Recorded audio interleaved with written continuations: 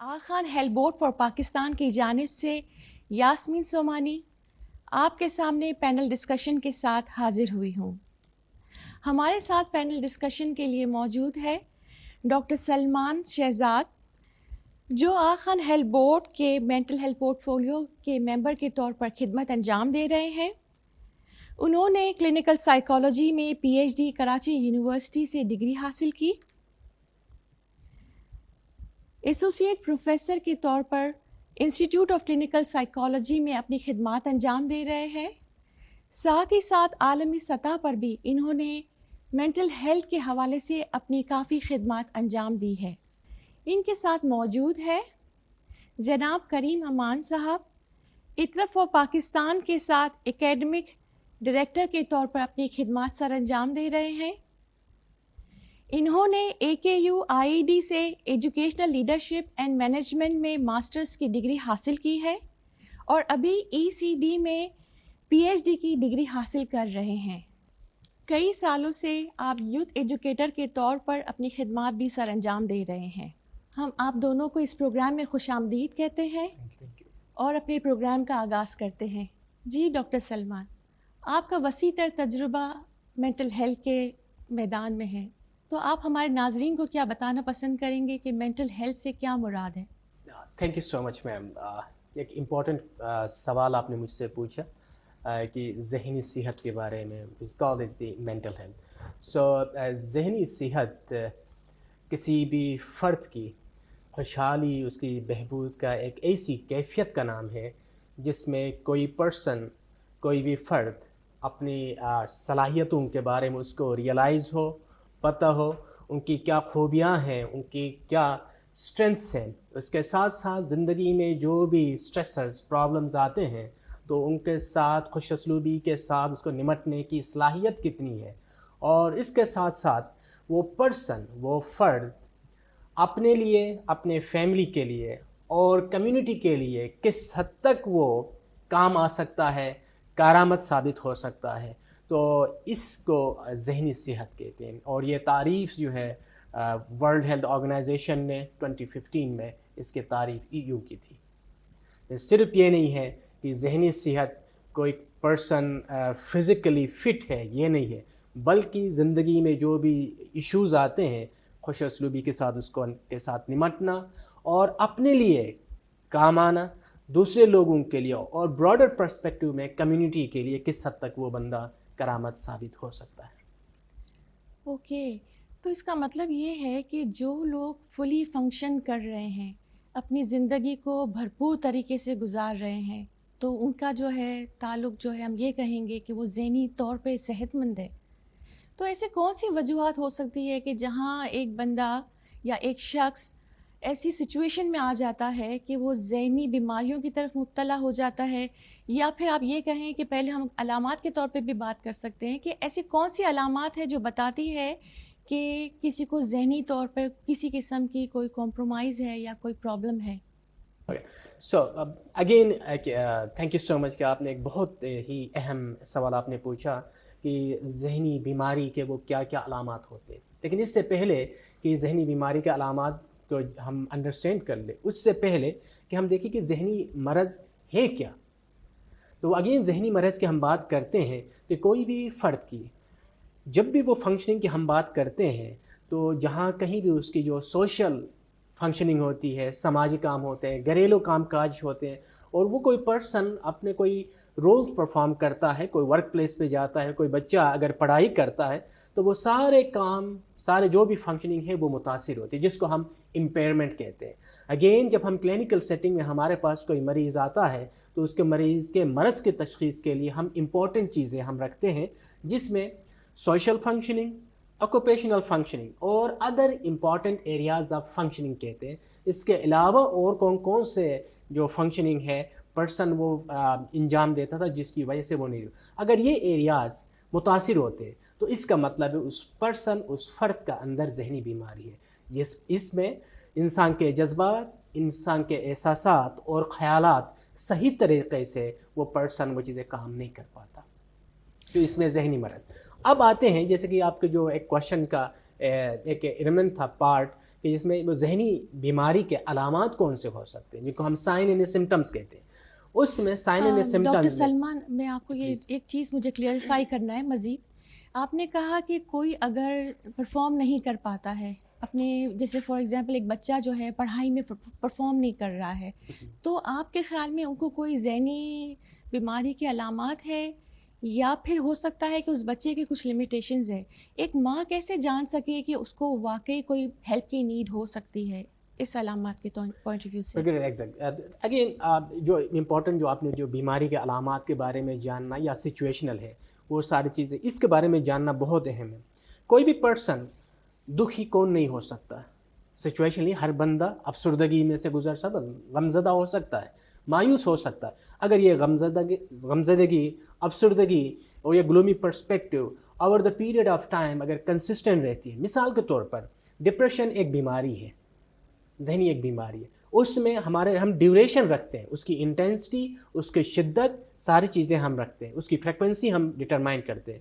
ذہنی بیماری جس میں ڈپریشن میں کم از کم جو پیریڈ ہے ڈیوریشن ہے 2 ہفتے کا پیریڈ ہے. اگر یہ علامات افسردگی، اس کے ساتھ ساتھ جو ہے تمنائی کے کم ہونا، تھکاوٹ محسوس کر رہا، نیند کا نہ آنا، کرائنگ سپیلز آتے ہیں لوگوں کے، اور وہ لیک آف انٹرسٹ ہے، کوئی بھی کام کرنے میں اس کو دلچسپی نہیں، خوشی کا احساس نہیں ہو رہا، یہ سارے پیریڈز اگر کم از کم 2 ہفتے تک اگر رہتی ہیں تو اس کا مطلب ہے اس پرسن اس ذہنی مرض میں مبتلا ہے. کہنے کا مقصد یہ اس کی شدت اور اس کا دورانیہ، یہ ساری چیزیں اس پہ ڈپینڈ کرتا ہے کہ پھر اس کے بیس پہ ہم جا کے اس کو ڈائگنوز کرتے ہیں اس بیماری کو.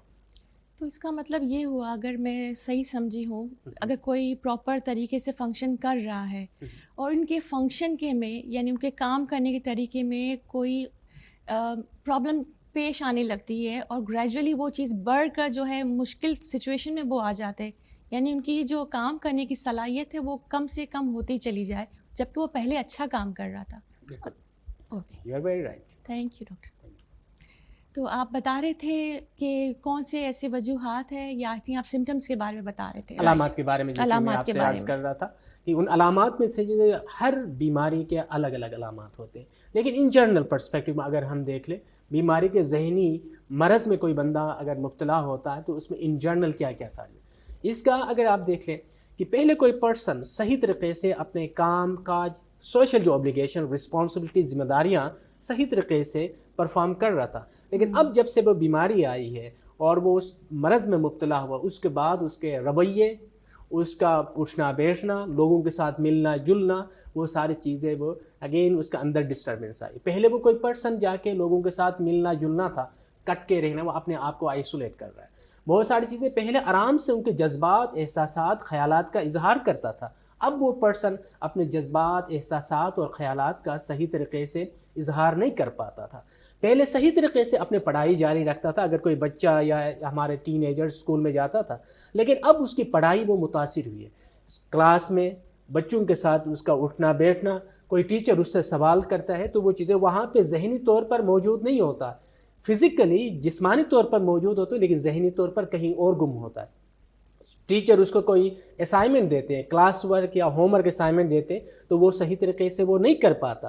اسکول میں جانے سے ایبسنٹیزم اور وہ ساری چیزیں.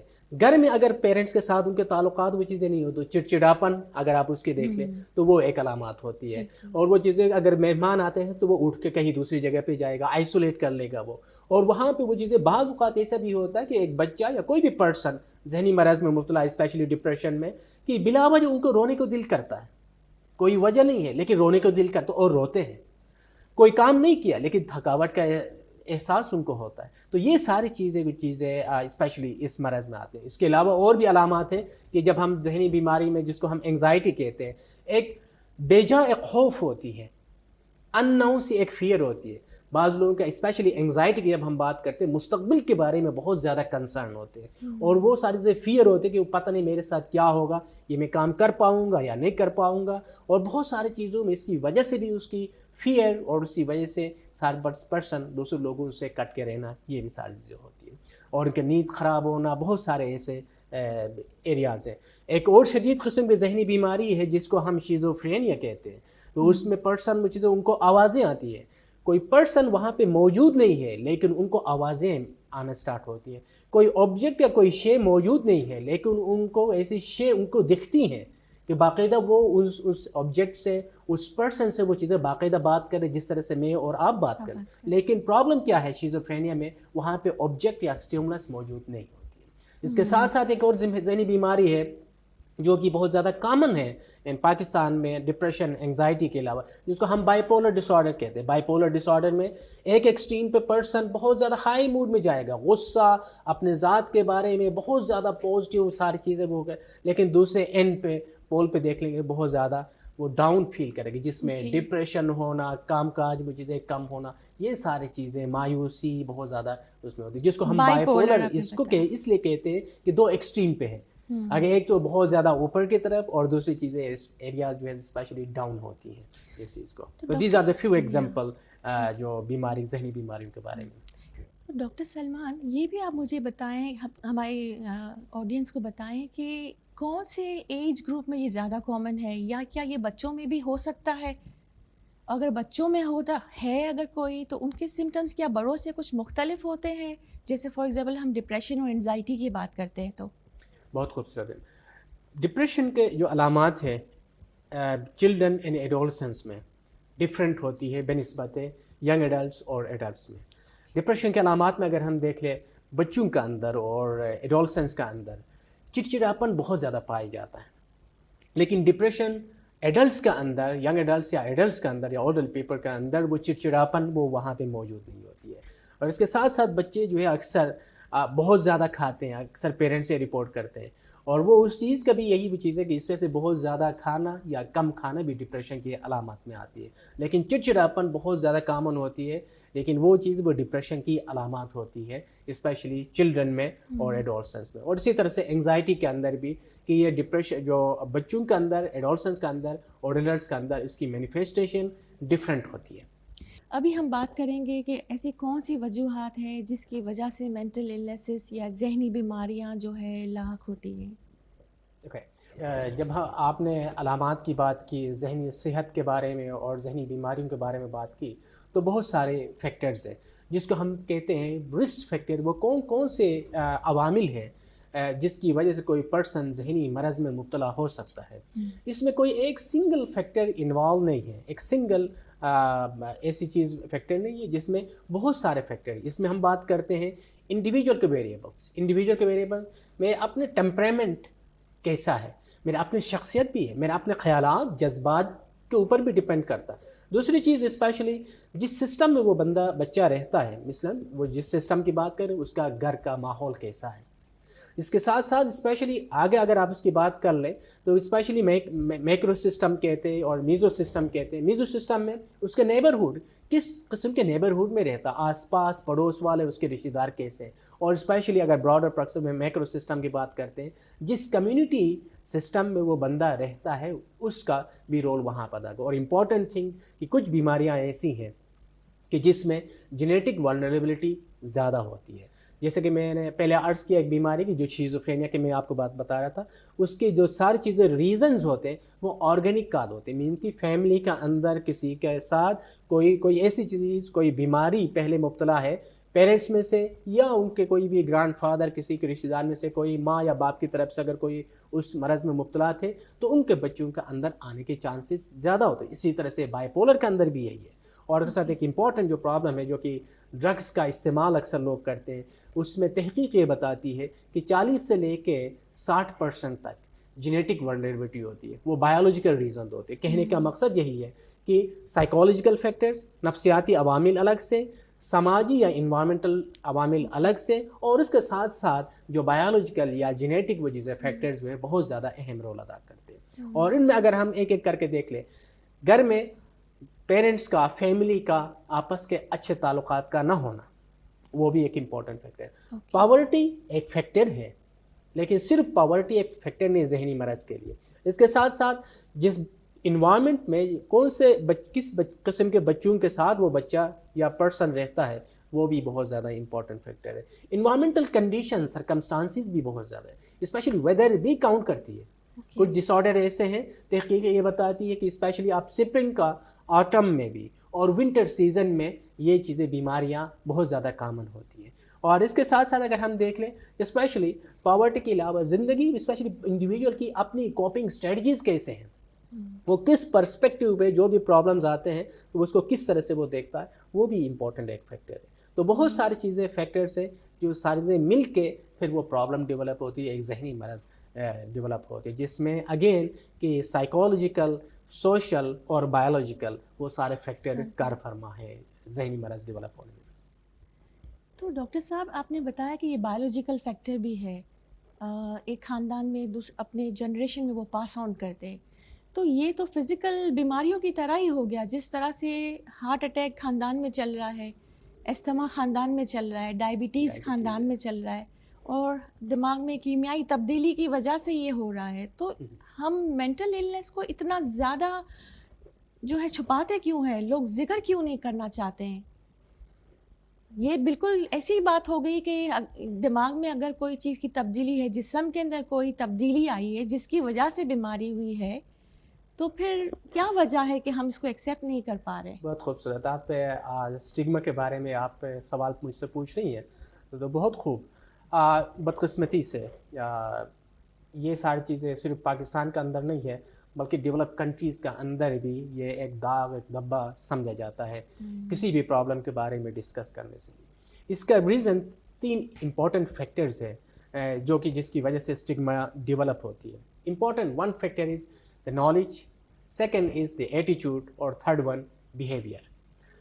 نالج کے کہنے کا مقصد یہ ہے کہ اس پرابلم کے بارے میں میرے صحیح طریقے سے انڈرسٹینڈنگ نہیں ہے، مجھے پتہ نہیں کہ اس پرابلم میں ہے کیا جس کی وجہ سے یہ اس طرح سے بیہیو کر رہا ہے، اس کے بارے میں میرے اندر لمیٹڈ نالج کا ہونا وہ ایک کنٹریبیوٹنگ فیکٹر ہے. مثال کے طور پر ذہنی امراض کے بارے میں لوگوں کا یہ کہنا ہے کہ وہ کبھی ٹھیک نہیں ہوتے. اس کے ایویڈنسز یہ ہے کہ وہ ایک متھ ہے. اس کے اگین خلاف اگر آپ دیکھ لیں، فیکٹس دیکھ لیں کہ وہ چیزیں اگر آپ صحیح طریقے سے ان لوگوں کے ٹریٹمنٹ کرتے ہیں تو بہتر طریقے سے اپنی زندگی بسر کرتے ہیں. اور وہ چیزیں، اس کی مثال آپ کے پاس جو نیوٹن ہے، کہتے ہیں کہ نیوٹن کے ساتھ بھی وہ چیزیں ڈپریشن اور بائیپولر ڈس آرڈر اس کے ساتھ ڈائگنوز تھی، لیکن وہ دنیا میں آج وہ چیزیں نیوٹن کا نام کہاں پہ ہے، وہ بہترین طریقے سے زندگی بسر کر سکتے. کیوں؟ اس نے پراپر ٹریٹمنٹ کی. پرابلم تھی لیکن اس کی علاج پراپر طرح سے کرے. بعض لوگ کہتے ہیں کہ یہ لوگ خطرناک ہوتے ہیں، ایسا نہیں ہے. ہم جو کہتے ہیں کہ اپنے آپ کو نارمل سمجھتے ہیں، ہم بلکہ زیادہ خطرناک ہوتے ہیں، بلکہ وہ وکٹمز ہوتے ہیں. ایسے لوگوں کی جو ذہنی بیماریوں کے اندر لوگ ہیں، ان کے بارے میں لوگوں کے ایک غلط انڈرسٹینڈنگ ہے. وہ ساری چیزیں کوئی فیکٹس، سائنٹیفک ایویڈنسز کے بیس پہ نہیں ہے، سنی سنائی باتوں پہ ہے، جس کی وجہ سے ایک لیک آف نالج کی وجہ سے. سیکنڈ، لیک آف نالج ہے تو اس کی وجہ سے ہمارا ایٹیچیوڈ بھی ان کے خلاف ہوگا. کہیں گے کہ یہ لوگ ڈر لگتا ہے تو وہ چیزیں کسی کام کے نہیں ہیں، ان کو سائڈ پہ کر. اور اس کی اگر ایسا ہے تو پھر ان کے ساتھ ہم تعصب وہ چیزیں ہم ان کے ساتھ وہ کریں گے، اور اسی کی وجہ سے ہمارے رویے، ہمارے بیہیویئر بھی ان کے ساتھ صحیح نہیں ہوتا. تو وہ ساری چیزیں کہاں پہ پرابلم ہے؟ ہمارے نالج، ہمارے انڈرسٹینڈنگ میں. ہمارے اس پرابلم کے بارے میں صحیح طریقے سے سمجھ بوجھ صحیح نہیں ہے، جس کی وجہ سے ہمارے اپنے رویے بھی ان کے خلاف ہوتے ہیں. اس کا مطلب ہے پرابلم ان لوگوں میں یا اس مرض میں نہیں ہے، میرے اپنے سوچ بچار میں ہے، میرے سمجھ کے اندر ہے. میں اس پرابلم کے بارے میں صحیح نالج نہیں رکھتا، تبھی یہ ساری چیزیں ہو رہی ہے. مگر اس پرابلم کے بارے میں اگر میں صحیح طریقے سے پڑھ لوں، اس کے بارے میں صحیح سائنٹیفک تحقیق کے بیس پہ چیزوں کو اگر میں اکٹھا کر کے میں دیکھ لوں، تو میرا رویہ ان کے خلاف نیگیٹو نہیں ہوگا، منفی نہیں ہوگا، بلکہ پازیٹیو ڈیولپ ہوگا.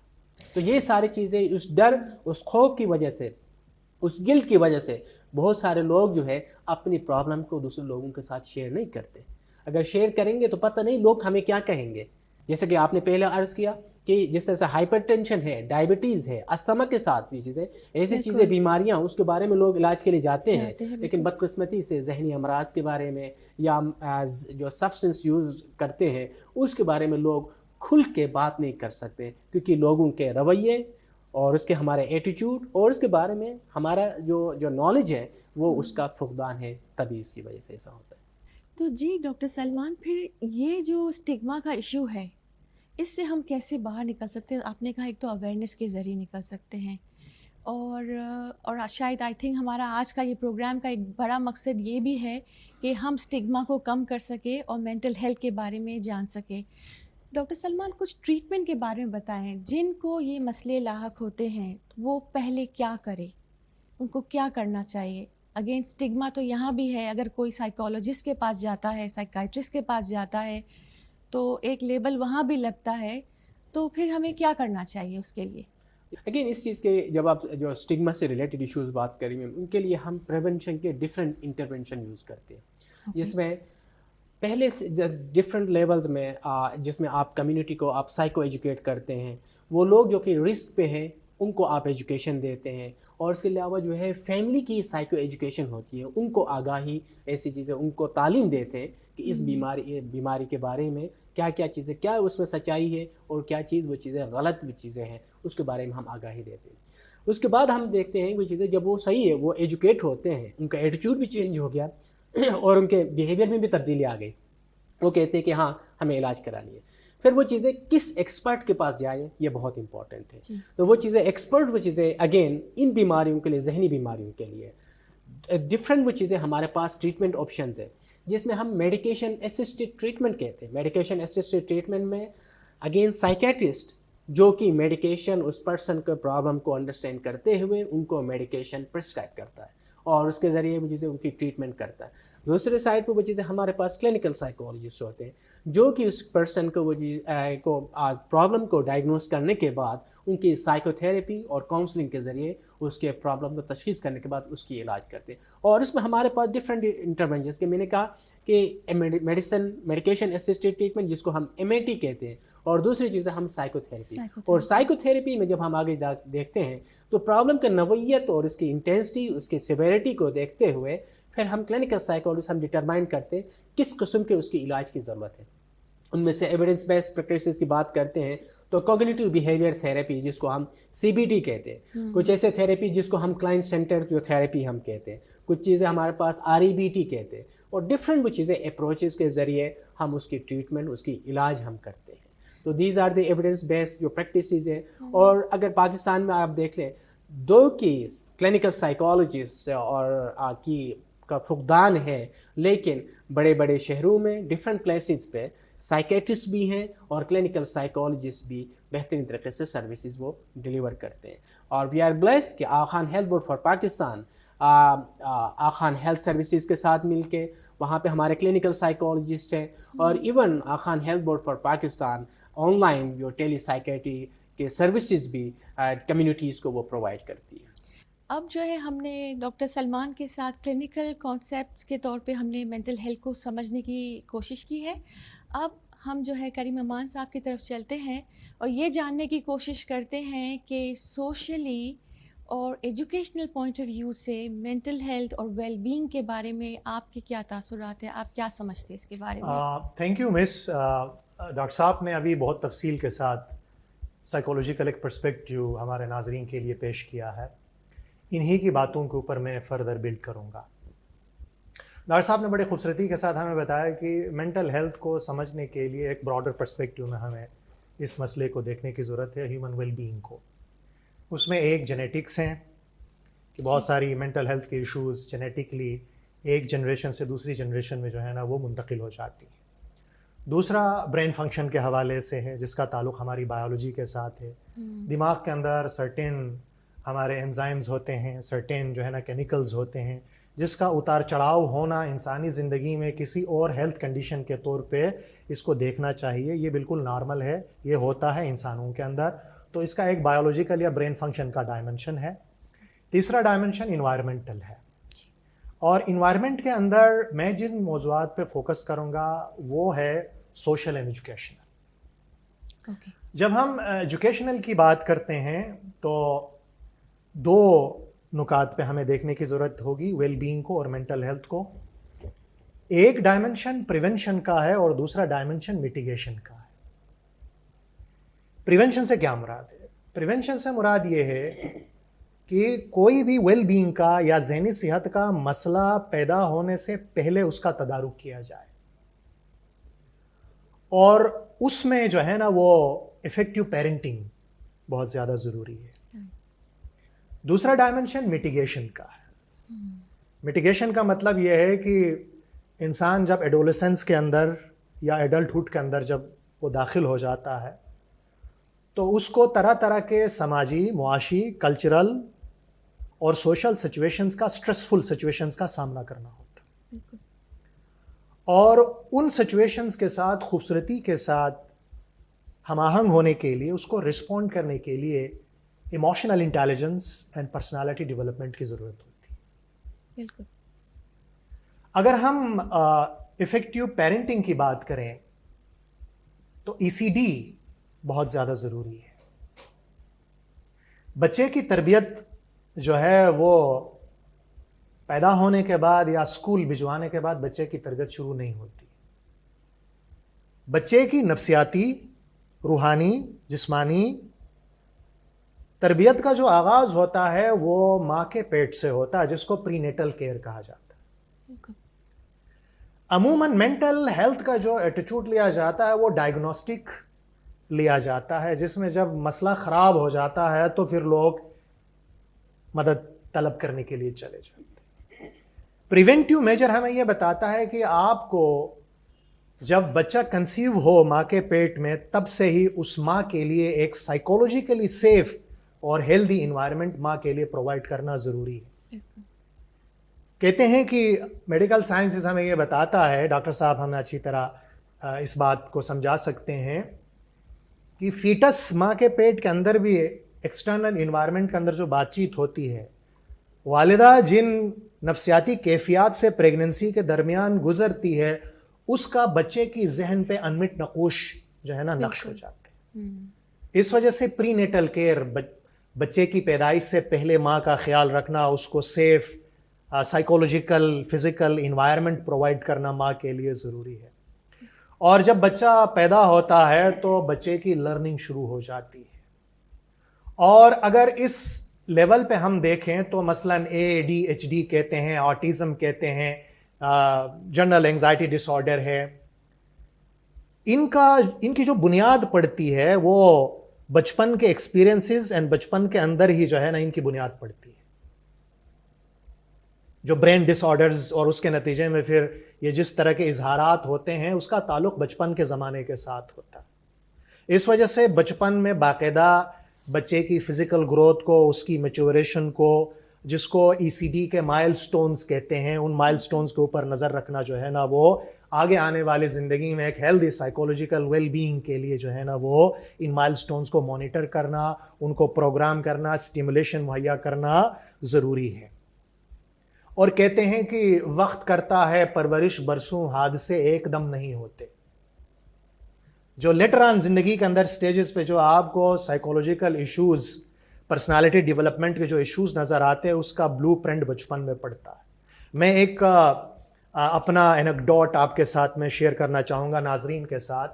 جب ہم اپنے ماسٹرز کے ایجوکیشن کے اسٹڈیز کے ریسرچ کے حوالے سے ایک اسکول میں گئے تو وہاں ہم نے 4 سے 5 سال کے بچوں کو ایک ایکٹیویٹی دی، لرننگ ایکٹیویٹی دی. اس میں کچھ ڈرائنگز انہوں نے بنانے تھے. اس عمر کے بچوں نے، جب ہم نے ان کے ڈرائنگز دیکھے تو جس طرح اس عمر کے بچے ڈرائنگز کرتے ہیں، کسی نے درخت کی تصویر بنائی، کسی نے گاڑی کی تصویر بنائی، کسی نے کارٹون کی کوئی جو ہے نا وہ پینٹنگ کی. ایک بچے نے، جو ناظرین بھی اس وقت اسکرین پہ دیکھ سکتے ہیں، ایک بچے کی پینٹنگ بہت الجھی ہوئی تھی، کالی ٹیڑھی میڑھی لکیریں، اور ان لکیروں کے اندر اس نے جو ہے نا سرخ ڈاٹس لگا دیے تھے، ریڈ ڈاٹس. یہ میرے لیے ایک آؤٹ لائر تھا ریسرچ کے حوالے سے، ایجوکیشنل ریسرچ کے حوالے سے، کہ ایسا کیوں ہے. فردر جب ہم نے انویسٹیگیشن کی تو ٹیچر کچھ معلومات نہیں دے سکے. پھر ہم نے اس بچے کی والدین کے ساتھ انٹرویوز رکھی. والدین نے بھی کہا کہ ہمارا بچہ بالکل ٹھیک ہے. لیکن جب ہم فردر کیس سٹڈی میں گئے تو جیسے ڈاکٹر صاحب کہہ رہے تھے کہ گھر کے اندر جو ہے نا اسپاؤسل وائلنس تھا، اور کانفیڈینشیلٹی کی بنیاد پہ پھر اس والدہ نے بتایا، جو بائی پروفیشن سفید کپڑے پہن کے جاتی تھی اپنے جاب پہ، تو ایک دن بچے کے سامنے اس کے اوپر فزیکل تشدد ہوا، ماں کے اوپر، اور ماں کے ان سفید کپڑوں کے اوپر وہ بلڈ کے چھینٹے بچے نے دیکھ لیے تھے.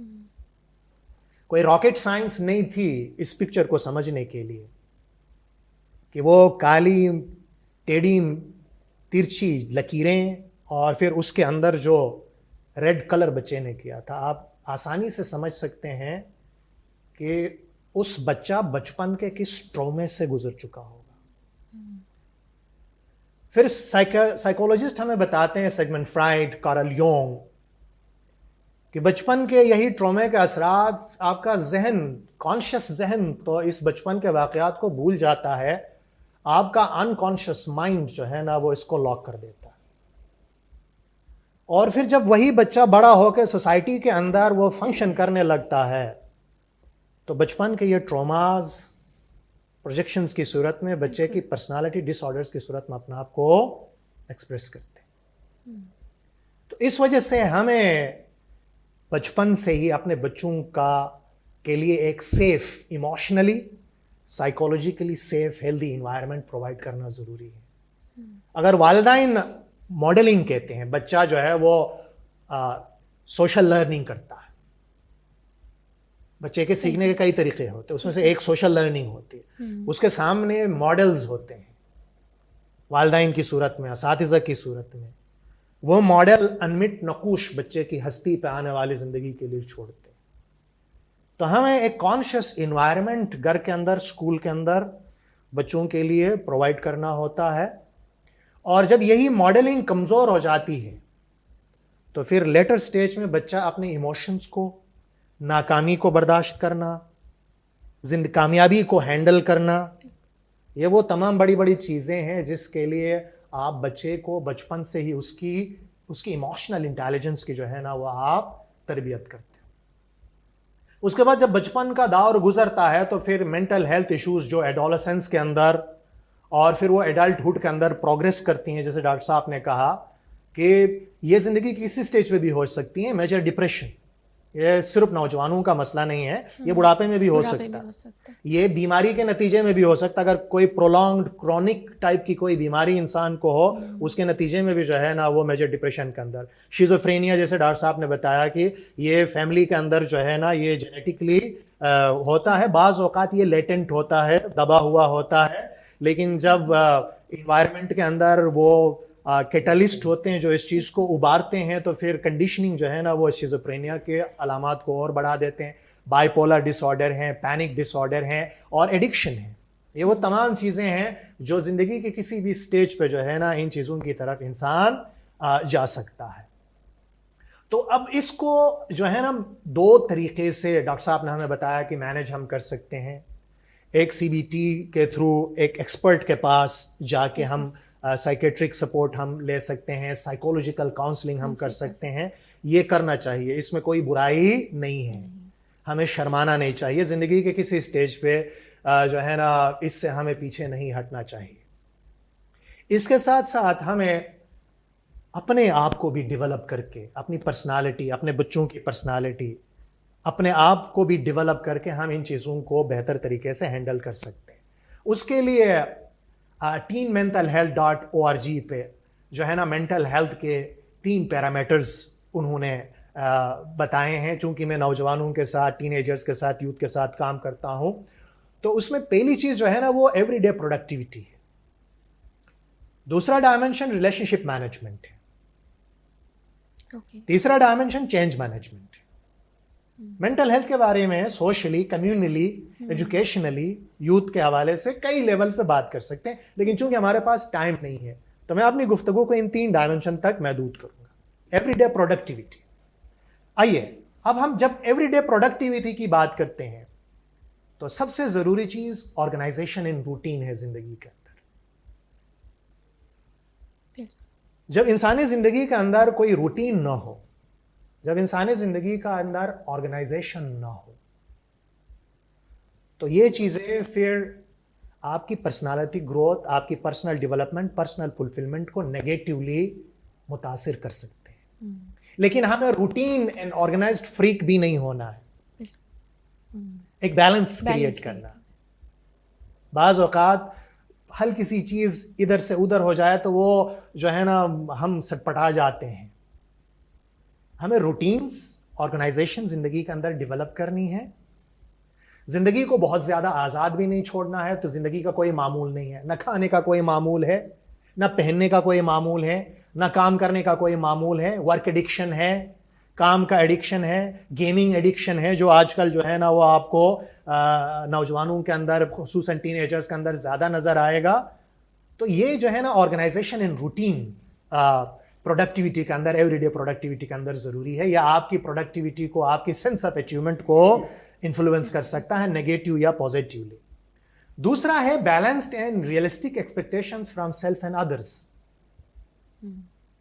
زندگی میں ہر بندہ جو ہے نا وہ ڈاکٹر, انجینئر جو ہے نا, زندگی کا ہر بندہ جو ہے نا کامیاب ترین انسان نہیں بن سکتا. ہم اپنے کامیابی کے پیرامیٹرز, کامیابی کی ڈیفینیشن چینج کرنی ہوگی. میرے نزدیک کامیابی sense of fulfilment, sense of excellence کا نام ہے. آپ اگر ایک استاد بھی ہیں, اگر آپ بہتر طریقے سے اپنے استاد کا کام کرتے ہیں تو you are a leader, you are a successful individual. آپ ایک آرمی آفیسر ہیں لیکن بہترین طریقے سے اپنی ڈیوٹیز کو انجام دیتے ہیں تو you are a leader, you are a successful person. Success اور کامیابی جو ہے وہ پوزیشن بعض اوقات نہیں ہوتی ہے. سکسیس اور کامیابی بعض اوقات ایٹیٹیوڈ کا نام ہوتا ہے. تو بعض اوقات ہماری ریئلسٹک ایکسپیکٹیشنز اپنے آپ سے بھی اور اپنے بچوں سے بھی نہیں ہوتے. ان ریئلسٹک ایکسپیکٹیشن کے پیچھے ہم خود کو بھی پریشرائز کر رہے ہوتے ہیں اور اپنے بچوں کو بھی پریشرائز کر رہے ہوتے ہیں. کمپیئر نہ کریں اپنی اولاد کو بھی, اپنے آپ کو بھی دوسرے لوگوں سے.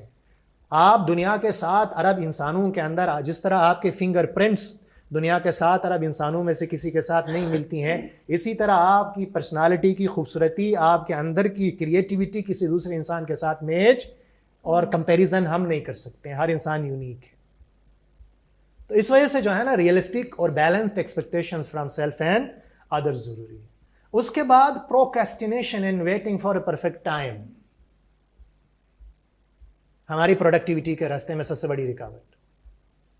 پروکریسٹینیشن, کل میں کروں گا. بہت میں نے کامیاب ترین انسان, بہت قابل لوگ ایوریج لیول پہ پرفارم کرتے ہوئے دیکھا. کیوں؟ کیونکہ وہ لاسٹ ٹائم کا ویٹ کرتے ہیں. اور جب وہ لاسٹ ٹائم کا ویٹ کر رہے ہوتے ہیں تو پیچھے کہیں بیک آف دا مائنڈ وہ ٹاسک انگزائٹی کریٹ کر رہا ہوتا ہے. اور وہ انگزائٹی پھر آپ کی پرفارمنس کو متاثر کرتا. اور دوسری چیز, پرفیکٹ ٹائم کا انتظار مت کریں. تنخواہ آئے گی تو یہ کام کریں گے, فلانا اس مہینے کے آخر میں ایسا کریں گے, ایسا ہوگا تو ایسا کریں گے, کسی ہائی فائی سوئٹزرلینڈ جیسی جگہ پہ چھٹیوں پہ جائیں گے تو زندگی کو انجوائے کریں گے. یہ پرفیکشنسٹ اور پرفیکٹ ٹائم کے انتظار میں لمحے ہمارے ہاتھ سے ریت کی طرح نکل جاتے ہیں. اور پھر آخر میں آپ کو محسوس ہوتا ہے کہ زندگی کو جینے کا, خوشیاں حاصل کرنے کا جو اپارچونیٹیز تھے اس کو ہم ایک بہتر وقت کے انتظار میں ہم نے کھو دیے ہیں. اس کے بعد ہمارے پاس جو ہماری مینٹل ہیلتھ پہ جو آج کی دنیا میں زیادہ ہمیں سفر کر رہی ہے وہ that is destination syndrome. Destination syndrome کا کیا مطلب؟ کہ آپ ایک خوبصورت سفر پہ یہاں سے مری کی طرف جا رہے ہیں, گلگت بلتستان کی طرف جا رہے ہیں. رستے میں آبشار بھی ہیں, چراگاہیں بھی ہیں, آپ کے سیٹ پہ جو ہے نا ایک دلچسپ پڑھا لکھا انسان بھی ہے جس سے آپ اچھی گفتگو بھی کر سکتے ہو. آپ ان تمام چیزوں کو چھوڑ کے آپ کو جلدی ہوتی ہے کب ہم وہاں پہنچیں گے. تو جو سفر کا مزہ ہے وہ سفر کا مزہ لینا ہم بھول جاتے ہیں. زندگی بھی ایک سفر ہے. ہماری کچھ ڈیسٹینیشنز ہوتے ہیں, ان ڈیسٹینیشنز کو اچیو کرنے میں ہم اتنے الجھ جاتے ہیں کہ پھر ہمارے ارد گرد کے رشتے, ہماری اپنی ذات, ہماری اپنی گریٹر ہیومینٹی ہمارے ہاتھوں سے سلپ ہو جاتی ہے. اور جب ہم پھر اس منزل تک پہنچتے ہیں تو پتہ چلتا ہے کہ وہاں تک پہنچنے کی ہم نے بہت بھاری قیمت ادا کی ہے. تو آپ منزل رکھیں لیکن ساتھ ساتھ اس سفر کو بھی انجوائے کرنا سیکھیں. کوئی پرفیکٹ ٹائم نہیں ہوتا. چھوٹی چھوٹی چیزوں میں آپ خوشی ڈھونڈ سکتے. بڑی چیزوں کا انتظار کر کے آپ رہو گے تو سفر جو ہے نا کب کٹ جائے گا آپ کو اندازہ نہیں ہو جائے گا. تو یہ کچھ بنیادی چیزیں ہیں جس کو ہم پروڈکٹیوٹی کے اندر لیتے. اب ہم آتے ہیں ریلیشن شپ مینجمنٹ کے اندر. ریلیشن شپ مینجمنٹ کے اندر یاد رکھیے گا کہ انسان پروگرامڈ مشین یا کمپیوٹرز نہیں ہے. انسانوں سے غلطیاں ہو جاتی ہیں. ہمیں جنرس بننا پڑے گا, اپنی غلطیوں کو بھی معاف کرنا اور دوسروں کی غلطیوں کو بھی معاف کرنا. کہتے ہیں کہ طاقتور انسان معاف کر سکتا, کمزور انسان کبھی بھی معاف نہیں کر سکتا. فارگیونیس, اس وجہ سے قرآن کریم کے اندر اللہ تعالیٰ کا جو ایک مبارک نام ہے وہ غفار ہے, معاف کرنے والا, بخشنے والا. ہم نے صرف یا غفار کی تسبیح نہیں پڑھنی ہے, تسبیح رحمت کا ذریعہ ہے, لیکن اس یا غفار کی تسبیح کے ساتھ اللہ تعالیٰ کے اس پاکیزہ مبارک نام, اس آئیڈیل کی جو ہے نا نسبت, اس کی خوشبو ہم نے محسوس کرنی ہے اپنی ذات کے اندر. معاف کرنا. پرفیکشنزم, کبھی کسی کو مکمل جہاں نہیں ملتا, کہیں زمین نہیں ملتی, کہیں آسمان نہیں ملتا. Let's not be perfect. اللہ کی ذات پرفیکٹ ہے, ہم بحیثیت انسان کبھی بھی پرفیکشن کی تمنا نہیں کر سکتے. اپنے ریلیشن شپس میں بھی ہماری ڈپریشن, اینگزائٹی کہاں پیدا ہوتی؟ ہم ریلیشن شپس کے اندر پرفیکشن کی تلاش میں ہوتے. پرفیکٹ نوکری, پرفیکٹ گھر, پرفیکٹ گاڑی, in the end of the day ہم کہاں رہ جاتے ہیں؟ ہم اس پرفیکشنزم کے ایلوژن کے اندر کھو جاتے ہیں. اس کا مطلب یہ نہیں ہے کہ آپ سب سٹینڈرڈ زندگی گزاریں, آپ کمپرومائز کریں, ایسا بھی نہیں ہے. بٹ آپ نے الاؤ کرنا ہے چھوٹی چھوٹی غلطیوں کو, اپنی ذات میں بھی اور دوسروں میں بھی. وہاں سے پھر معاف کرنے کا, فارگیونیس کا جذبہ پیدا ہوتا. پھر personal space and respect for individuality, یہ ہر رشتے میں, خواہ وہ ایک سپروائزر اور امپلائی کا رشتہ ہو, خواہ وہ ہسبینڈ اینڈ وائف کا رشتہ ہو, خواہ وہ ماں باپ کا رشتہ ہو, پرسنل اسپیس اینڈ انڈیویجوالٹی ضروری ہے.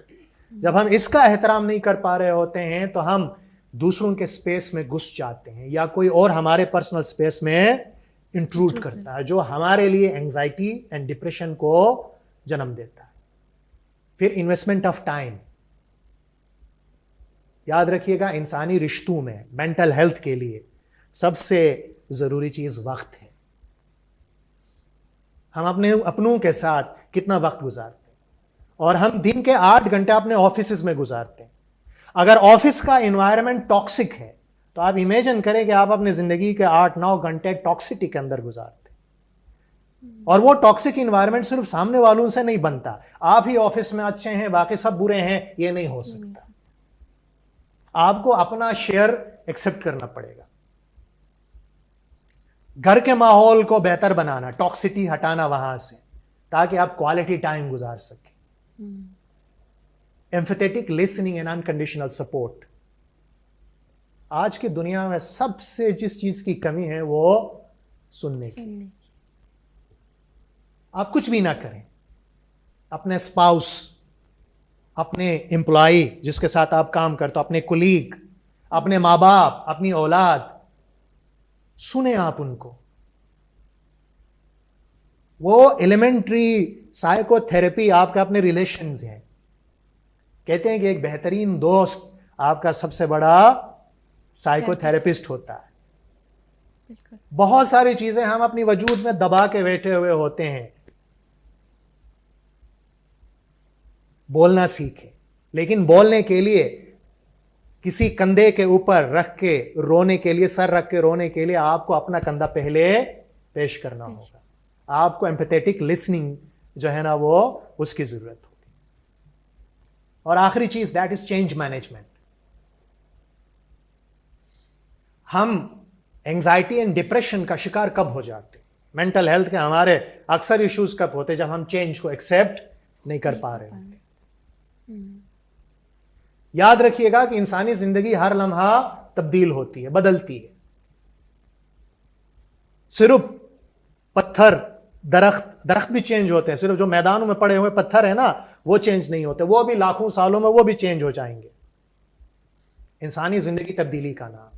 لیکن اس چینج مینجمنٹ کے اندر اسٹیفن کووی کی یہ بات مجھے ہمیشہ اچھی لگتی ہے, اور یہ اس نے مجھے پرسنلی بہت ہیلپ کیا ہے چینج مینجمنٹ کے اندر, کہ آپ ان چیزوں پہ فوکس کریں جن کو آپ تبدیل کر سکتے ہو. بالکل. ہم ان چیزوں کے اوپر فوکس کرتے ہیں جن کو ہم زندگی میں چیزیں تبدیل نہیں کر سکتے. ایک پادری تھا, نوجوان تھا, اس کو بڑی خواہش تھی کہ وہ دنیا کو تبدیل کرے. 5-10 سال محنت کر کے پتہ چلا دنیا بہت بڑی جگہ ہے, چلو اپنے ملک کو تبدیل کرتے ہیں. اس نے ملک کو تبدیل کرنے کے لیے 5-10 سال محنت کی, پتہ چلا ملک بھی بہت بڑی جگہ ہے, چلو اپنے شہر کو تبدیل کرتے ہیں. 10 سال میں پتہ چلا شہر بھی بہت بڑی جگہ ہے, کہاں سننے والے ہیں لوگ پادری صاحب کی. تو اس نے کہا چلو یار اپنے محلے کو تبدیل کرتے ہیں. تب تک اس کے بال بھی جو ہے نا وہ سفید ہونا شروع ہو گئے تھے.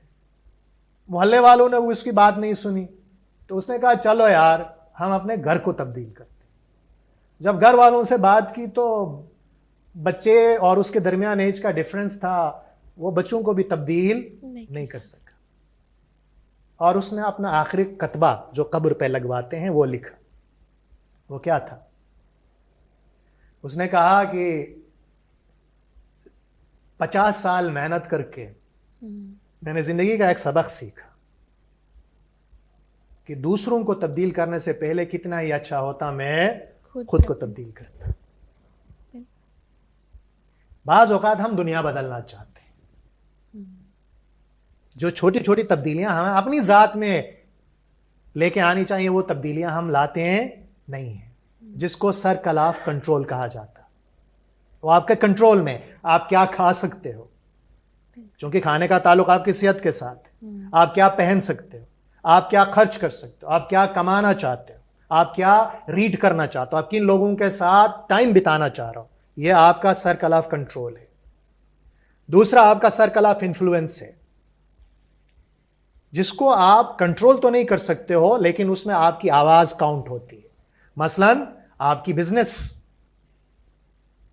آپ کے کیریئر اینڈ اسٹڈیز, اس میں صرف آپ اکیلے نہیں ہوتے, اس میں کئی اور لوگ بھی آپ کے ساتھ انوالو ہوتے ہیں, تو اس میں آپ کا انفلوئنس ہے. ایسا نہیں کہ آپ بے بس ہو, لیکن اس میں آپ کو لوگوں کے ساتھ کام کرنا سیکھنا ہوگا, سرکل آف انفلوئنس کے اندر. اچھا, تیسرا ہے وہ circle of concern, international politics, celebrity gossip, دنیا کی عالمی معاشی حالت. عموماً میڈیا کے اوپر بیٹھ کے ہم انہی چیزوں میں الجھ جاتے ہیں,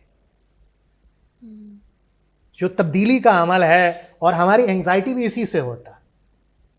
بیٹھ کے ٹی وی پہ خبریں سن سن کے ہم اپنے آپ کو ڈپریس کر رہے ہوتے ہیں. مہنگائی کا رونا رو رو کے ہم اپنے آپ کو ڈپریس کر رہے ہوتے ہیں. آپ اس پہ فوکس کریں, آپ اپنے خرچے کیسے کم کر سکتے ہو, آپ اپنی کمائی کیسے بڑھا سکتے ہو, رادر دین 10 لوگوں کو گالیاں دینے کے, یا آپ اپنا پروٹیکس کس طرح ایک مہذب ڈیموکریٹک طریقے میں اپنی وائس لوکل پولیٹکس کے اندر کیسے اس کو ریفلیکٹ کر سکتے ہو. آپ یہ چیزیں کر سکتے ہو. اچھا, اور اس میں آخری چیز, that is change is inevitable. تبدیلی جو ہے نا اس کو آپ روک نہیں سکتے. Set a target. اپنی زندگی کے اندر ہمیشہ ایک ٹارگیٹ رکھیں. جب زندگی کے اندر ایک براڈر ویژن ہوگا, اور نوجوانوں کے لیے خصوصاً, آپ کے سامنے زندگی کے کچھ ٹارگیٹس رکھیں. ایک ٹارگیٹ نہیں, اگر وہ ٹارگیٹ آپ کو نہیں ملا تو آپ ٹوٹ جاؤ گے. زندگی میں ہمیشہ plan A, plan B and plan C, but you need to have some targets in life. جب زندگی کی ایک ٹارگیٹ آپ کے سامنے ہوگی نا, پھر ارد گرد کا ڈرامہ آپ کو جو ہے نا متاثر نہیں کرے گا. ہم be it office politics, be it business politics, be it family issues, ہم کب ڈاؤن ہوتے ہیں؟ جب ہماری زندگی کا کوئی ٹارگیٹ ہمارے سامنے نہیں ہوتا. جب زندگی کا ٹارگیٹ سامنے ہو نا, یہ ارد گرد کی چیزیں آپ کو بالکل چھوٹی لگنے لگیں گی, پھر آپ اپنی انرجیز ان پہ ضائع نہیں کرو گے. آپ اس ٹارگٹ کے اوپر فوکس رہو. 2 سال کے لیے، 5 سال کے لیے، 10 سال کے لیے زندگی کے ٹارگٹس رکھیں. وہ آپ کو زندگی کی ان نیسیسری سائیکولوجیکل ڈراما سے، ٹاکسٹی سے آپ کو بچائے گی. اپنے لیے ہیومن کیپٹل ڈیولپ کریں. ہیومن کیپٹل، مینٹل النیسز کا شکار وہ انسان زیادہ، اس کے ڈاکٹر صاحب ہمیں بتائیں گے، وہ زیادہ اس کے لیے ولنریبل ہوتا ہے جو تنہا زندگی گزارتا ہے. جو انسان اویلیبل ہوتا، جو کسی دوسرے کے مصیبت کے وقت، اس کی ضرورت کے وقت ان کے لیے اویلیبل ہوتا ہے، وہ انسان زندگی میں تنہائی محسوس نہیں کرتا، کیونکہ اس کے ارد گرد ایک ویب ہوتا ہے، اس کے ارد گرد انسانوں کا ایک ہیومن کیپٹل ہوتا ہے. اور تبدیلی کے لیے یاد رکھیے گا، you are never late.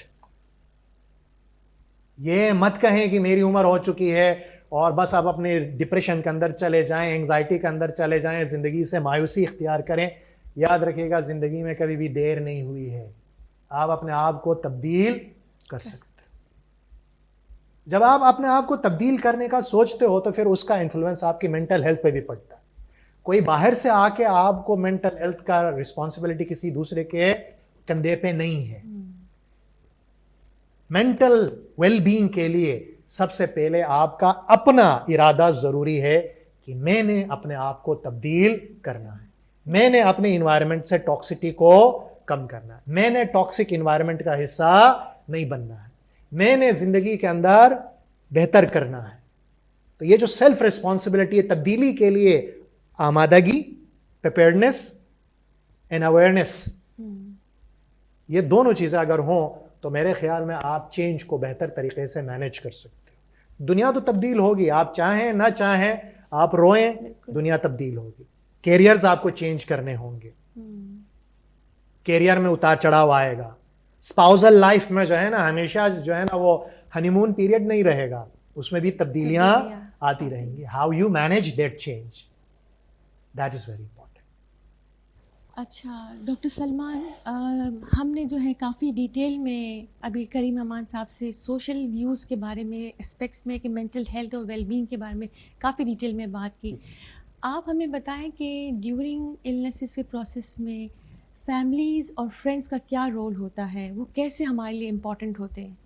It's again a wonderful question آپ نے ریز کیا، اسپیشلی جب ہم پرابلم کی بات کرتے ہیں، مینٹل ہیلتھ ایشوز کی، تو اگین فیملی جو ہے اس پرسن کے صحت پہ اثر انداز ہو سکتی ہے، اور وہ پرسن جس کے ساتھ ذہنی مرض ہے تو وہ فیملی کے اوپر اثر انداز ہو سکتا ہے.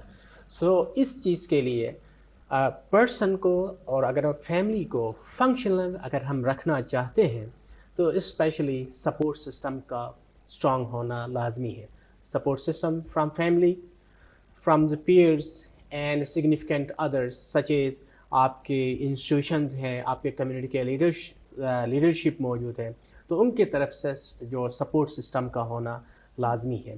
اور یہاں پہ جب ہم بات کرتے ہیں فیملی کی، جو فنکشنل جو فیملی کی بات کرتے ہیں، تو یہاں پہ اکثر جو ہے، جو سر نے کہا کہ listening is a important factor ہے، کہ جس میں جب بھی کوئی ذہنی مرض میں مبتلا ہوتا ہے تو اس کی خواہش ہوتی ہے کہ میرے دکھ درد کو سمجھنے والا کوئی ایسا پرسن ہو جس کو ہم کلینکل ٹرم میں کہتے ہیں کہ کیتھارسس کا موقع دے دے، کوئی ایسا پرسن ہو.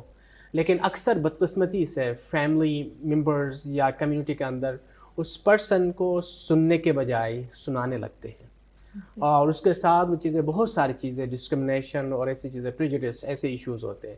امپورٹنٹ تھنگ کہ اس کے بچے کے ساتھ یا پرسن کے ساتھ کمیونیکیشن کے لیے، اس کے ساتھ جب آپ لسننگ کے لیے 4-5 اہم فیکٹرز ہیں، جس میں کمیونیکیشن ہے، اس کے ساتھ سپرویژن ہے، نیگوشیشن ہے، اور اس کے ساتھ ساتھ اگین اس کے پرابلم سالونگ کے بارے میں آپ کے فیملی ممبر کے ساتھ آپ شانہ بشانہ آپ لوگ کھڑے ہونے چاہیے. بٹ انفارچونیٹلی اسپیشلی فیملیز کی جب ہم بات کرتے ہیں تو یہی ساری چیزیں ایریاز جو ہے وہ لیک کرتی ہے.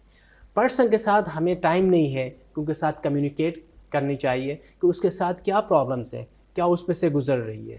ہم اس کی بات کو سنے بغیر ہم اپنی ججمنٹ ہم دے دیتے ہیں، جس کی وجہ سے وہ پرسن اپنے خیالات، احساسات اور جذبات کو سپریس کرتا ہے.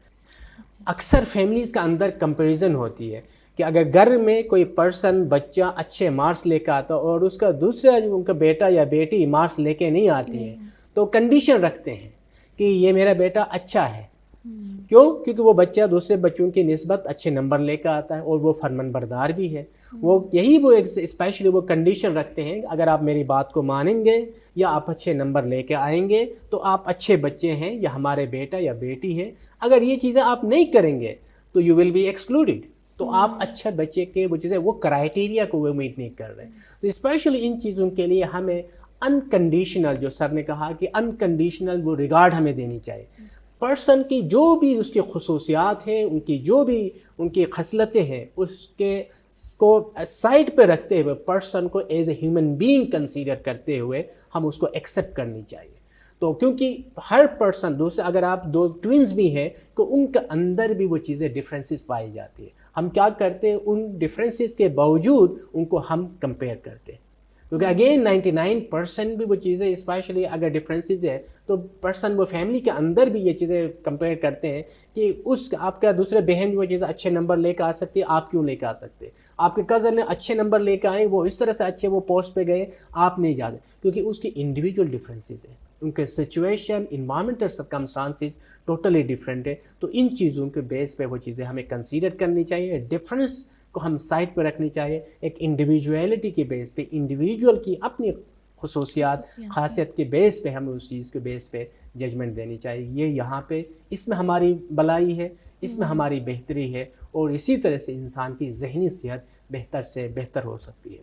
کوئی چیز کمی بیشی رہ سکتی ہے انسان کے لائف میں، لیکن یہی وہ ساری چیزیں آپ اس چیز کو ریگارڈ کر لیں، اس کو اپریشیٹ کر لیں، اس کو ایکنالج کر لیں، انکریج کریں گے تو وہ پرسن موٹیویٹ ہوگا اور آگے بڑھنے کے اس کو اور زیادہ چانسز بڑھ سکتے ہیں. فیملی کا رول واقعی بہت اہم ہے مینٹل ہیلتھ کے لیے. It is very important. جی، اب ہم آتے ہیں آپ کی طرف کریم امان صاحب. یہ جاننے کی کوشش کرتے ہیں کہ ویل بینگ اور اسپرچویلٹی کا کیا لنک ہے، اس کے حوالے سے اگر آپ اپنے کچھ خیالات کا اظہار کریں. دیکھیے مس، ڈاکٹر صاحب نے بہت خوبصورت طریقے سے بات کی ہے، اور میں جسٹ ایک گزارش اسی حوالے سے میں کرنا چاہوں گا کہ کوئی بھی بچہ جب اس کے ایگزام میں مارکس کم آتے ہیں تو عموماً یہ ٹینڈنسی دیکھا گیا ہے کہ پیرنٹس بہت ہارشلی ریئیکٹ کرتے ہیں، اور سم ٹائم یہ چیزیں بچوں کے لیے جو ہے نا نقصان دہ ہوتی ہیں، ان کو irreparable ایموشنل ڈیمیج کی طرف لے کے جاتا ہے. دیکھیے مارکس ایک دن میں نہیں آتے ہیں، اور زندگی ایک سال کے امتحان سے ختم نہیں ہوتی ہے. شروع دن سے ہی بچے کی روٹین، اس کی پڑھائی کا آپ خیال کریں، اور اگر ان کیس بچہ کسی وجہ سے پرفارم نہیں کر پا رہا ہے تو بچے کے ساتھ بیٹھ کے ڈانٹنے سے زیادہ اگلے سال ان مارکس کو کس طریقے سے بہتر طریقے سے مینیج کیا جا سکتا، اگلے سال کیسے اچھے مارکس لائے جا سکتے ہیں، اس پہ بچے کے ساتھ بیٹھ کے پلان بنانے کی ضرورت ہے. ہم بڑے اپنے مرضی، اپنے حساب سے بچوں کو بعض اوقات ڈانٹتے ہیں، وہ بچوں کے لیے نارمل نہیں ہوتا، وہ پرٹیکولرلی ٹین ایجرز کے لیے وہ اب نارمل ہوتا ہے. پیرنٹس کو اس بات کو جو ہے نا وہ سمجھنا، جہاں کمپیئر نہ کرے دوسروں کے ساتھ، کزنز کے ساتھ، فلانا کے انکل کے بیٹے کے ساتھ، انٹی کے بیٹے کے ساتھ، اس کے ساتھ ساتھ خود اگر بچے کے مارکس کم آ جاتے ہیں تو فار گاڈ سیک بچے کو جو ہے نا اس کو ڈیل کرنے کا ایک الگ طریقہ ہوتا ہے. آپ بات چیت کر سکتے ہو، وہ وجوہات معلوم کر سکتے ہو. اگر بچے نے غلطی کی ہے تو بچہ غلطی نہیں کرے گا تو کیا بڑے کریں گے؟ That is the life. اور ایز اے پیرنٹس ہر کوئی فرسٹ نہیں آ سکتا. ایگزیکٹلی، اور ہر کوئی فرسٹ نہیں آئے گا. میں نے شروع میں عرض کیا کہ زندگی میں کامیابی کا پیرامیٹر صرف فرسٹ آنا نہیں ہے. مارکس ضروری ہے کسی اچھی یونیورسٹی میں جانے کے لیے، لیکن بچے کی سائیکولوجیکل ویل بینگ، اس کی زندگی، اس کا بہبود ہمارے لیے اس سے زیادہ ضروری. اب ہم آتے ہیں آپ کے سوال کی طرف کہ overall well being, mental health اور میڈیٹیشن اسپریچوالٹی، مائنڈ فلنس کا کیا کام ہے. دیکھیں، انسانی ہستی کو صرف ایک جہت سے، ایک ڈائمنشن سے ایکسپلور نہیں کیا جا سکتا. انسانی ہستی کے ملٹیپل ڈائمنشنز ہوتے ہیں. اس کی ایک سائیکولوجیکل ڈائمنشن ہے، اس کا ایک میڈیکل ڈائمنشن ہے، اس کا ایک سوشل ڈائمنشن ہے. اسی طرح ہمارا بعثت مسلمان، ہم انسان کو ایک روحانی وجود بھی تسلیم کرتے ہیں کہ انسان کے اندر ایک روح بھی ہے. اور جب انسان کا ذہن، انسان کا جسم اور انسان کی روح، ان تینوں کے درمیان ایک ہارمنی ہوتی ہے، ان تینوں کے درمیان ایک بیلنس ہوتا ہے، تو انسانی پرسنالٹی خود بخود بیلنس ہو جاتی ہے.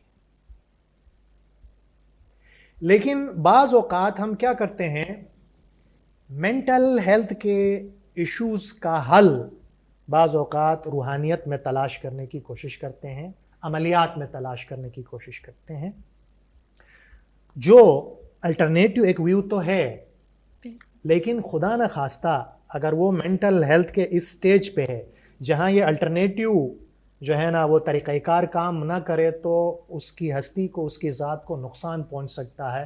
اس وجہ سے کوئی بھی عمل میڈیکل یا سائیکیٹرک سپورٹ کا متبادل نہیں ہو سکتا. کہتے ہیں کہ آپ دوا بھی کریں اور دعا بھی کریں.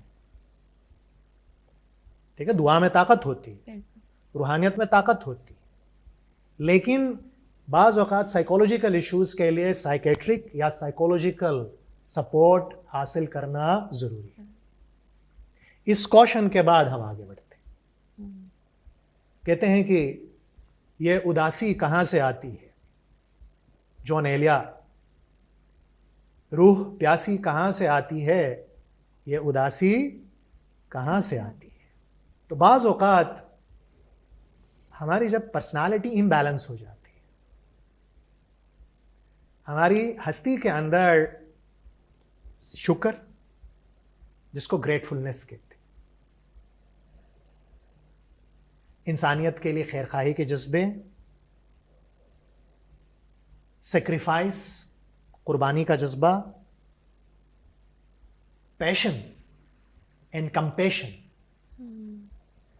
جب یہ فیلنگز آہستہ آہستہ کم ہو جاتی ہیں تو انسان پھر سیلف سینٹرک ہونا شروع ہو جاتا ہے. میرے نزدیک روحانیت صرف تسبیح لے کے کسی کونے میں بیٹھنے کا نام نہیں ہے. میرے لیے نزدیک روحانیت کمپیشن ہے، سیکریفائس ہے، مائنڈ فلنس ہے. اگر ایک سیکولر لینگویج میں بات کریں، آج بڑے بڑے بزنس سکولز اپنے کریکولم کا حصہ بناتے ہیں مائنڈ فلنس، کہ آپ اپنے ساتھ وقت کیسے گزارتے ہو. آپ کی ہستی کے ملٹیپل پرت ہیں، اس میں سے ایک پرت مذہبی پیرائے میں آپ کا روحانی وجود ہے. یہ روحانی وجود انسانیت کے لیے خیرخواہی کے جذبات، شکر، صبر، سیکریفائس، ان اعلیٰ ویلیوز سے آپ کی اس روحانی جہت کی تربیت ہوتی ہے. اور جب آپ کا ایک اسٹرانگ ویلیو بیس بنتا ہے تو آپ کی ایموشنل، آپ کی سائیکولوجیکل صحت خود بخود امپروو ہونی شروع ہو جاتی. ڈپریشن کیا ہے؟ جب آپ کی ایکسپیکٹیشن اور آپ کی ریالٹی کے درمیان جب گیپ بڑھ جاتا ہے تو انگزائٹی اینڈ ڈپریشن پیدا ہوتی. لیکن جب آپ کے اندر ایلیمنٹ آف شکر ہو، آپ ہمیشہ آگے جانے کی امید تو رکھیں، اعلیٰ ٹارگیٹس تو رکھیں، لیکن ساتھ ساتھ اپنے سے نیچے دیکھنا بھی مت بھولیں. اور دوسرا پیر ناصر خسرو کہتے ہیں، تشنۂ آب حیات تا چند باشی تشنہ لب، حاضری خود باش کین سرچشمہ در ایوانی توس.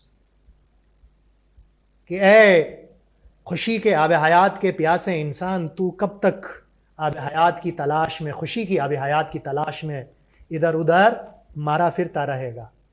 جس آب حیات کی تجھے، خوشی کے آب حیات کی تجھے تلاش ہے، اس کی ایک ندی، اس کی ایک دھارا، اس کی ایک لہر خود تمہاری اپنی روح کے اندر بہہ رہی ہے. تو آپ کو اپنے اندر جھانکنا اور اللہ تعالیٰ کے جو مبارک 99 نام ہیں، میرے نزدیک ان ناموں کی، پاکیزہ صفات کی اس خوشبو کو اپنی ذات کے اندر سمونے کا نام روحانیت ہے۔ اللہ تعالیٰ رحم کرنے والا ہے۔ جب آپ رحم کرنا سیکھتے ہو، اللہ تعالیٰ دوسروں کے گناہوں کو معاف کرنے والا ہے جب آپ دوسروں کی غلطیوں کو اس کی پردہ پوشی کرنے۔ اللہ تعالیٰ غفار ہیں، وہ معاف کرتے ہیں، دوسروں کی غلطیوں کو معاف کرنا۔ اللہ تعالیٰ عالم ہے، آپ علم کے رستے پہ چلتے ہو، اپنے آپ کو اپڈیٹ کرتے ہو۔ تو یہ تمام چیزیں پھر کیا کرتی ہیں؟ آپ کی اوور آل ویل بینگ کے اندر جو ہے نا مدد دیتی ہیں۔ اور اسی وجہ سے قرآن کریم کے اندر پروردگار عالم ارشاد فرماتے ہیں کہ یا ایتھا النفس المطمئنہ ارجعی الی ربک راضیۃ مرضیہ، کہ اے اطمینان پانے والی نفس،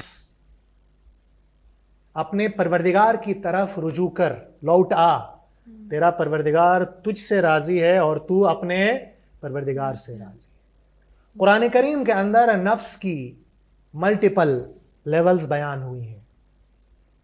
اسی نفس کو سائیکالوجی کی لینگویج میں سائیکی کہتے ہیں۔ وہ دونوں متبادل نہیں ہیں، دور کا تھوڑا سا ریلیشن شپ معنوی لحاظ سے بن سکتا ہے، لیکن قرآن کا نفس کا تصور اس سے بالاتر ہے، وہ ہولسٹک ہے۔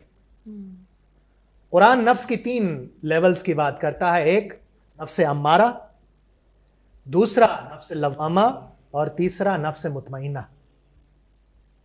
نفس امارہ جو ہے نا وہ آپ کی انسٹنکٹ ہے، آپ کے اندر گریڈ، آپ کے اندر وائلنس، آپ کے اندر کی نیگیٹو انرجی، یہ نفس امارہ ہے۔ قرآن کیا کرتا ہے؟ وہ تربیت کے ذریعے آپ کو اپنے غصے کے اوپر، اپنے گریڈ کے اوپر، اپنے نیگیٹو سینسیشنز کے اوپر کنٹرول کرنا سکھاتا ہے، جس کو قرآن تقویٰ کہتا ہے، اور اس کے لیے چینل دیتا ہے، آپ کو چینلائز کرتا ہے۔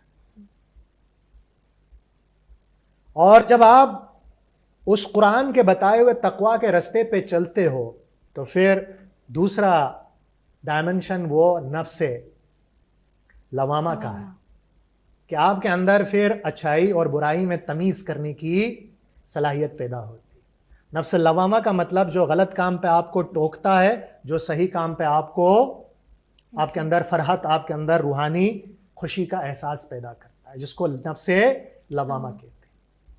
اور پھر قرآن تیسرا جو نفس ہے وہ نفس مطمئنہ کی بات کرتا ہے۔ نفس مطمئنہ اطمینان پانے والی نفس، جو اللہ کی یاد سے، جو انسانیت کے لیے خیرخواہی کے جذبے سے، جو اپنے لیے محبت سے، دوسروں کے لیے محبت سے، اور اللہ تعالیٰ کے لیے محبت سے، ان 3 محبتوں کے عمل سے گزر کر انسانی نفس کے اندر جو ہے نا اطمینان کا ایلیمنٹ آ جاتا ہے۔ اور پھر اس سے چوتھی ایک لیول ہے جو انبیاء اور مرسلین کا ہے، جس کو روح القدس کہا جاتا ہے، پاکیزہ روح۔ وہ عام انسانوں میں نہیں ہوتا، وہ انبیاء اور مرسلین میں ہوتا ہے۔ حضرت عیسیٰ علیہ السلام کے حوالے سے روح القدس کا آپ کو تذکرہ ملے گا۔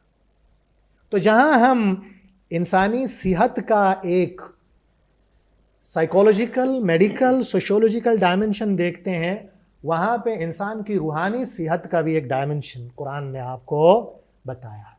جب آپ ان کو کمبائن کرتے ہیں تو پھر آپ ایک ہولسٹک ویل بینگ کی طرف آگے بڑھتے ہیں۔ بٹ ہیونگ سیڈ دیٹ، جو جسمانی بیماریاں ہیں اس کے لیے آپ کو سائیکیٹرسٹ اینڈ ڈاکٹر کی طرف جانا ہوگا۔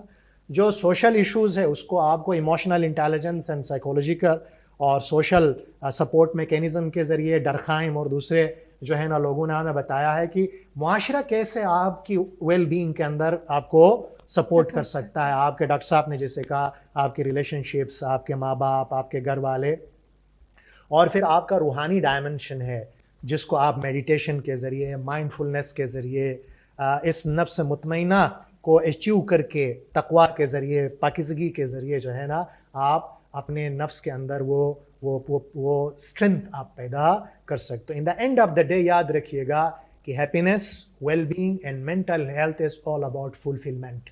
آپ کی زندگی کے اندر سینس آف فلفلمنٹ آنا چاہیے. اور وہ سینس آف فلفلمنٹ جو ہے نا ان تمام ڈائمینشنس کو کمبائن کرنے سے ہوگا. بہت بہت شکریہ آپ دونوں کا.